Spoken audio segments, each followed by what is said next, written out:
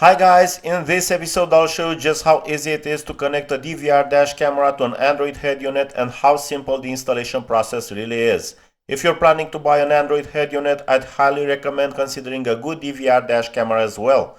Not only will it provide valuable video evidence in the event of an accident, but the live camera view can also help while parking and improve your overall safety on the road.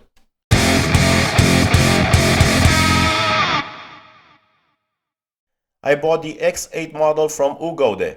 I'll leave a link in the description in case you'd like to check it out. It's a 2K DVR dash camera and here are some of its main features. This is the camera itself. On the right side you'll find the microSD card slot. The lens is located on the front.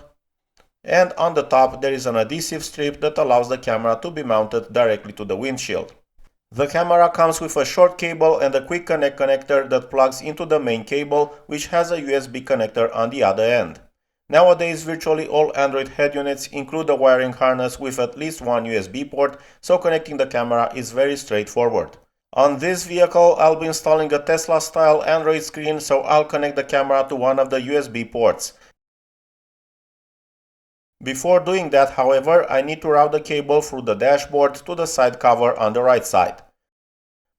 From there, I'll go underneath the A-pillar trim or weather seal, continue upward, hide the cable beneath the headliner, and finally mount the camera here.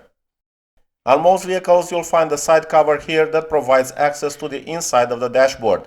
I won't disconnect the passenger airbag switch connector, and because the available space is quite tight and the cable isn't rigid enough, I'll use a guide wire to route it through. I used a thicker electrical wire to guide the cable from the dashboard opening where the original head unit was located and then secure the camera cable to it using electrical tape.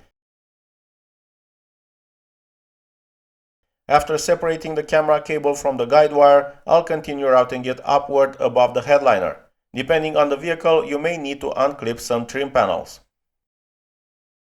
In this case, the weather seal was wide enough to hide the cable underneath without any issues. After that, I was able to clip the trim and side cover back into place. I then routed the cable along the upper section of the A-pillar trim. There's plenty of room above the headliner to hide the excess cable. I attached the camera to the windshield using the adhesive strip, adjusted the vertical angle, and removed the protective film from the lens. Of course, we also need to install the camera app on the Android head unit. Very important note, only after inserting the microSD card into the camera will you be able to find the installation file inside the USB folder using the file manager. Open the installation file and select APK Pure as the package manager. You may receive a warning about an unsafe app, but you can simply choose Install anyway. The app installs almost instantly and will appear in the apps list. Of course, you can grant or deny certain permissions depending on your preferences. The camera is now active and it looks like there is also a firmware update available that adds ADAS functionality and fixes several bugs. The camera menu is very intuitive and allows you to view both photos and videos stored on the memory card.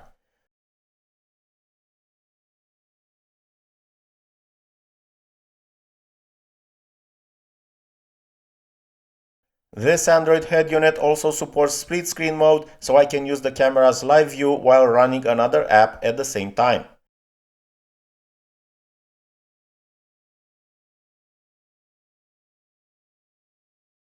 Now, let me show you some sample footage recorded with this camera.